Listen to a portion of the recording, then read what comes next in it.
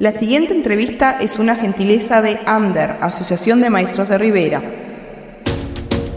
Desde 1944, la Asociación de Maestros de Rivera marcha a paso firme, sentando precedentes de lucha responsable y generando conciencia cívica entre el colectivo docente y la sociedad.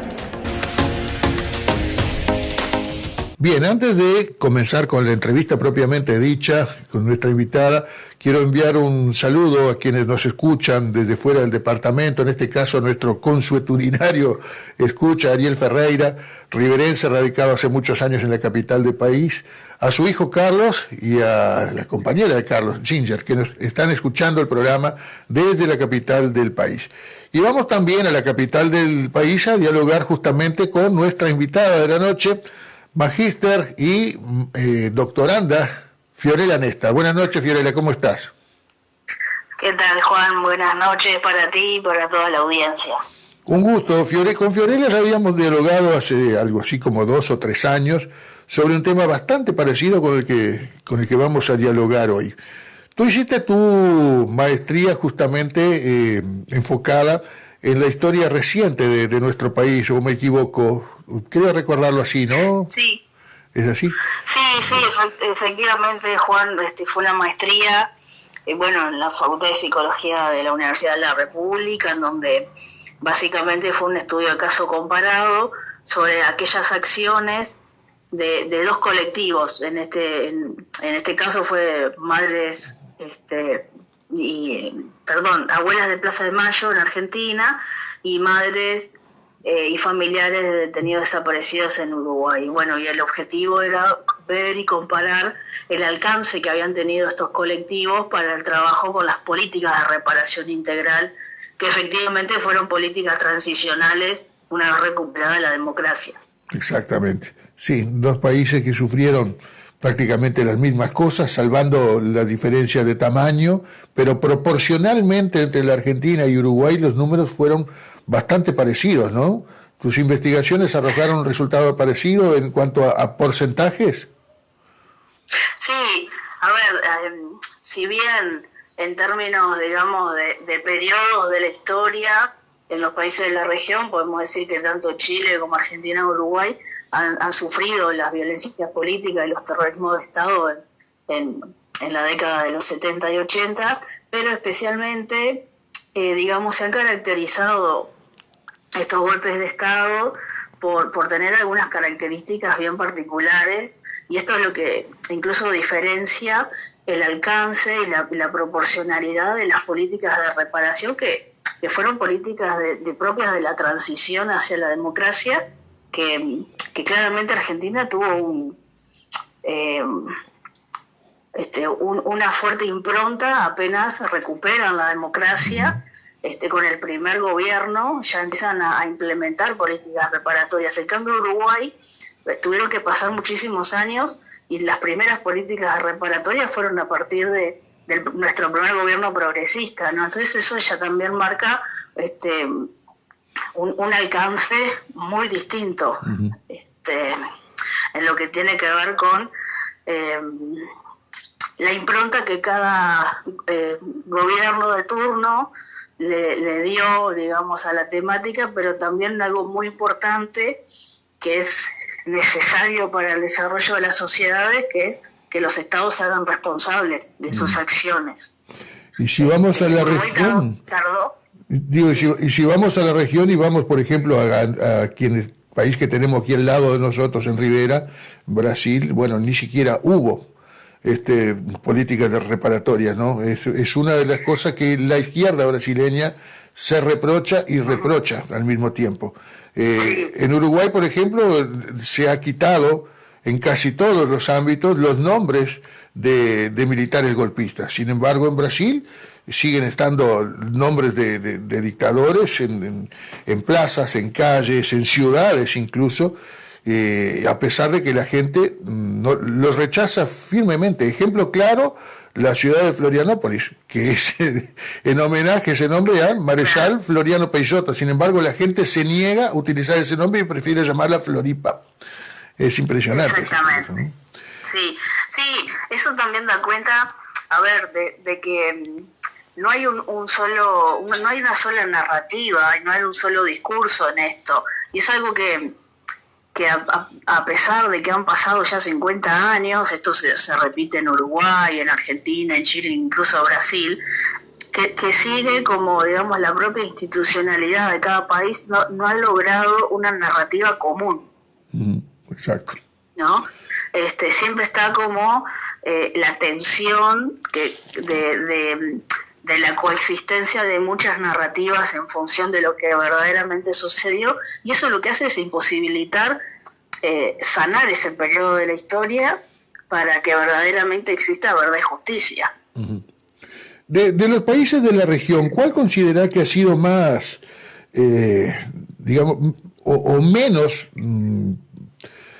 que ha combatido menos en el discurso y en la historia propiamente dicho el periodo dictatorial? ¿Cómo, perdón, Juan? No claro, porque todos los países que han sufrido dictaduras en la región sí. han tenido rechazos por parte de la ciudadanía en mayor o menor medida. ¿Cuál considerás que de estos países de la región ha tenido menos rechazo ciudadano? Bueno, el caso de Argentina es muy paradigmático en esto porque, es todo lo contrario, es decir, el caso argentino se ha utilizado a nivel como ejemplo en el mundo, desde varios planos podemos analizar esto, ¿no? Desde un enfoque más estructural, en donde, digamos, el propio contexto del pueblo argentino ha dado como el apoyo a la causa de una manera muchísimo más tempranamente que el caso uruguayo, no porque sea ni mejor ni peor, simplemente ha dado como ha levantado la bandera de esta causa, que es una causa humanitaria, muchísimo antes que Uruguay. Uruguay ha demorado en dar trámite y ha demorado en poner en la esfera pública la problemática de lo que fue el terrorismo de Estado, ¿no? Claro. A pesar de que ahora se vean marchas multitudinarias y a pesar de que vemos una sociedad muchísimo más sensibilizada, aquello del miedo y del no te metas sigue estando muy presente en nuestro pueblo. En cambio, Argentina han logrado incluso poder hacer movimientos en la esfera internacional con lo que refiere en materia de avances en normativas de derechos humanos. Hay, por ejemplo, dentro de lo que es la Convención de los Derechos del Niño, hay 3 artículos que se le denominan los artículos argentinos, porque hablan del derecho de identidad, y justamente las impulsoras de esos 3 artículos fueron abuelas de Plaza de Mayo, ¿no? Entonces, si no será significativo claro. La lucha colectiva que han hecho. Con doña Estela de Carlotto al frente. Impresionante realmente. Exactamente. Fiorella, terminamos hace apenas 48 horas de vivir en buena parte del país lo que ha sido a nivel nacional la 31ª Marcha del Silencio. Acá en Rivera, por ejemplo, fue la 14ª, y año tras año viene creciendo, y creo que a nivel del país esto se sigue dando. ¿A qué se puede atribuir justamente la vigencia y esa enorme capacidad de convocatoria fundamentalmente intergeneracional de la Marcha del Silencio luego de esas 31 ediciones? Bueno, en este caso, yo creo que la Marcha del Silencio en Uruguay es una muestra muy significativa e incluso inédita, porque no sucede en otras partes del mundo que haya una marcha en donde todos vayamos en silencio, ¿no? Es muy significativo eso, incluso la prensa internacional le llama muchísimo la atención esto, porque, es decir, se vienen hace 30 años marchando de una forma muy particular, que es, digamos, el silencio va a contrapelo de lo que son las clásicas marchas reivindicativas de algo, ¿no? Entonces justamente eso es una característica bien interesante y propia de la forma en que el silencio representa muchísimas cosas, ¿no? No es solamente marchar en silencio por aquella censura impuesta por el terrorismo de Estado, sino que es un silencio que hace reflexionar, es un silencio que es propio de un duelo, ¿no? Pensemos en los familiares y los seres queridos que todavía no saben qué pasó con sus desaparecidos, ¿no? Que no saben qué fue lo que les sucedió y que estén hoy desaparecidos. Pasaron 50 años, entonces es un silencio que también es una agonía por no saber y no tener una respuesta que la institucionalidad del Uruguay no supo resolver todavía. Y digo todavía porque ojalá que la pueda resolver en algún momento para que se haga justicia. Ya vamos a hablar sobre eso justamente, te lo pensaba preguntar más adelante. Pero desde tu especialidad, que es la psicología social, Fiorella, ¿qué efectos genera en la sociedad en su conjunto el hecho de tener tantos destinos sin conocer, ¿no? Porque, o sea, saber, o por lo menos sospechar con razones más que fundadas, que una persona fue asesinada, pero no tener ese cuerpo que lo confirme o al que darle una debida sepultura. Sí, bueno, este es un tema que no solo ocupa y preocupa a la psicología en su conjunto, desde sus distintas vertientes y corrientes que lo estudian, sino que históricamente ha estado ligado a ciertas problemáticas de ciencias humanas. Si uno piensa en un texto clásico, que es la Ilíada, ahí aparece claramente cuando hay un enfrentamiento entre Aquiles y Héctor. El secuestro del cuerpo. Exactamente. Héctor lo terminan matando, pero pese a eso, el papá lo va a buscar. Quiere su cuerpo para darle la sepultura y el despido que todos queremos con nuestros seres queridos, ¿no? Exacto. Entonces, si pensamos eso históricamente, ¿no? Que forma parte de una mitología griega, pensémoslo en la actualidad, cómo eso genera una huella a nivel psíquica en donde hay una imposibilidad de dar trámite y de cerrar un parte de un duelo, ¿no? Es decir, forma parte de que estas marcas históricas, ¿no? De lo que va sucediendo a lo largo de la historia genera una afectación subjetiva en todos nosotros. Claramente las familias, yo particularmente me sensibiliza muchísimo ver a las madres que pese a la edad que tienen siguen marchando buscando a sus hijos y que avanza el tiempo y no hay respuesta. Pensemos el sufrimiento subjetivo de saber que evidentemente están muertos, pero no saben en qué condiciones murieron, claro. Qué le hicieron, qué no le hicieron, cómo sucedió, cómo fue ese desenlace. Entonces hay una obturación en ese, no se cierra nunca el duelo sigue transitando, sigue su curso, y todos sabemos, no solo desde la psicología, sino desde la propia afectación humana, que no cerrar un proceso de duelo es costoso afectivamente para la persona y para su entorno. Entonces pasa también por ese lado, ¿no? de que la imposibilidad de cerrar un ciclo y todo lo que conlleva el duelo en sí mismo. Claro. Entender que de alguna manera, por lo menos, estos 31 años de la marcha hayan contribuido a abrirle la mente a algunas personas que tenían una mirada por lo menos diferente sobre estos años duros previos al golpe de Estado y la posterior dictadura. ¿Cómo? perdóname. Si crees que la propia marcha del silencio a lo largo de estos 31 años han sido factor fundamental para cambiarle la mirada que muchas personas tenían respecto de los años duros de nuestra historia. Sí, sin duda.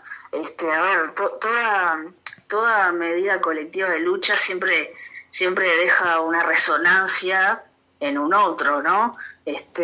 A medida que fueron avanzando las generaciones, se ha notado eso, en cuanto al discurso. Bueno, lamentablemente hay algunos discursos muy conservadores que quieren, incluso se ha llegado a decir de volver a implementar ese régimen. Sí.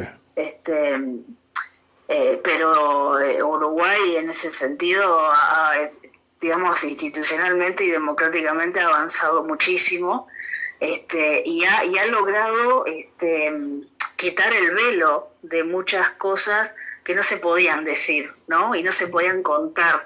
Hoy creo que estamos frente a un escenario social y cultural y hasta político en donde tenemos, por suerte, una libertad de expresión de poder contar y decir todo, ¿no? Y ese escenario posibilitó a que muchas personas que vivieron el terror de Estado en carne viva, digamos, hayan podido lograr dar sus testimonios, ¿no? Que es algo no menor para poder avanzar con lo que es la memoria, la verdad y la justicia. Y el testimoniar también hizo que muchas personas que de repente estaban en la vereda de enfrente en comparación a lo que, bueno, significa la marcha del silencio, porque acá hay que entender que no se trata de una postura de banderas políticas, se trata de una causa humanitaria, ¿no? Se trata de la dignidad del otro. Entonces, si a mí no me sensibiliza lo que le hicieron a un desaparecido, yo creo que hemos fracasado como sociedad, y en eso Uruguay ha avanzado. Claro. Una pregunta que, bueno, me contestás si querés. Uruguay ha sido reconocido en diversas ocasiones como una democracia plena. La pregunta es, ¿podemos realmente considerarnos una democracia plena cuando existen aún pactos de silencio y ocultación deliberada de información sobre el destino de tantos compatriotas? Bueno, la verdad que no, porque es decir, hasta que no se encuentren, hasta que no sepamos el destino y lo que verdaderamente sucedió con nuestros 205 ahora desaparecidos, yo creo que es como una cuestión hasta de imperativo ético de no estar tranquilos, ¿no? Cómo una sociedad puede llamarse, digamos, en su plena democracia cuando sabemos que el propio Estado torturó, asesinó, hizo desaparecer a uruguayos, ¿no? Exacto. Entonces creo que es digamos, no es desde un discurso político partidario, es desde un discurso ético, no vuelvo a repetir esto, se trata de una cuestión de la dignidad humana. Exacto. Es desde ese lugar. Dos últimas preguntas, Fiorella, en este contacto. Vuelvo a apelar a tu especialización.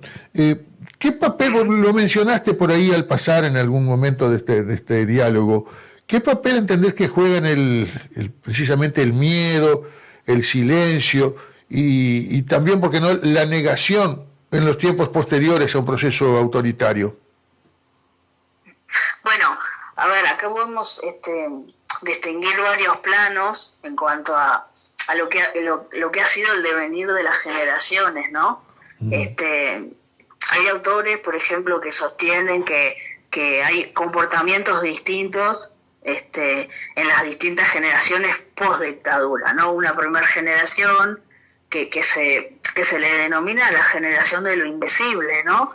Porque callaron sus experiencias, porque las callaron porque había un desborde emocional y afectivo y psíquico, una imposibilidad de poder decir lo que realmente sucedió, ¿no? Exacto. Después una segunda generación que si bien vivió desde otro lugar lo que esos acontecimientos, se le llama la generación del innombrable, porque no escuchaba, no preguntaba y no hacía eco de todo aquello que la primera generación vivió, ¿no?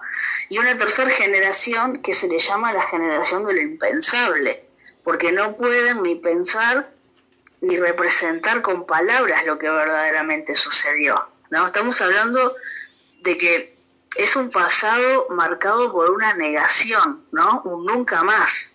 Entonces esa tercera generación no puede poner en palabras lo que la primera generación vivió. Pero si seguimos pensando en esto del avance del tiempo, ya actualmente estamos conviviendo con la cuarta y la quinta generación post-dictadura. Hay autores que hablan de un término que a mí me hace mucho sentido, que es el término de la posmemoria, ¿no? Y la posmemoria es esa capacidad subjetiva que tienen las personas de resignificar los traumatismos que se vivieron y poder entender de una forma profunda esas vivencias. Y yo creo que efectivamente es lo que está sucediendo con estas nuevas generaciones que vemos jóvenes, en las marchas, ¿no? Cada vez más jóvenes. Cada vez más jóvenes involucrados, porque no es solamente con la causa, sino que están involucrados sentimentalmente, emocionalmente con esto, ¿no? Nosotros especialmente esto que tú me preguntas ahora, Juan, lo venimos trabajando desde facultad, desde una línea de trabajo que se denomina Gobernar la Memoria, Política de los Traumas Psicosociales en América Latina. Mi tesis de doctorado también se desprende de ahí, que habla de las herencias del pasado reciente, en donde estamos como analizando no solamente las políticas reparatorias, sino también las políticas educativas que le dan tratamiento al tema de la memoria histórica, ¿no? Uh-huh. Y ahí están presentes la cuarta y la quinta generación, esta generación post-memoria que resignifica totalmente por completo lo que la primera, segunda y tercera generación no pudo decir y cayó, ¿no? Sí. Entonces es bien importante posicionarse también desde ese lugar de que hay esperanza, ¿no? De que no todo está perdido y de que estamos conviviendo con generaciones súper jóvenes que lo hablan como si fuera historia propia. Es así, tal cual, lo he podido percibir, año a año uno viene percibiendo esto y no deja de sorprenderse. Bueno, tú lo explicás científicamente, ¿no? Pero a mí me sorprendió anteayer justamente ver tanta gente, ¿no? Porque los viejos vamos desapareciendo, pero esa causa no cae, sino que al contrario, se va multiplicando y va cayendo en manos de otras generaciones. A propósito de esto, Fiorella, y por último, y agradeciéndote la amabilidad de haberme atendido, hablando justamente del futuro de las marchas del silencio, considerando que los que tienen la información no la quieren brindar y además también están muriendo, producto de la propia biología, ¿qué va a pasar con la marcha del silencio cuando ya no existan protagonistas de esta historia negra? Bueno, yo creo que la marcha del silencio en Uruguay va a seguir, forma parte de la historia contemporánea de nuestro país. Es decir, la marcha del silencio va a continuar, al menos en mi percepción es que va a continuar y cada vez de una manera más fuerte, ¿no? Porque no es solamente el hecho de ir a marchar, es todo lo que sucede en el contexto de la marcha, ¿no?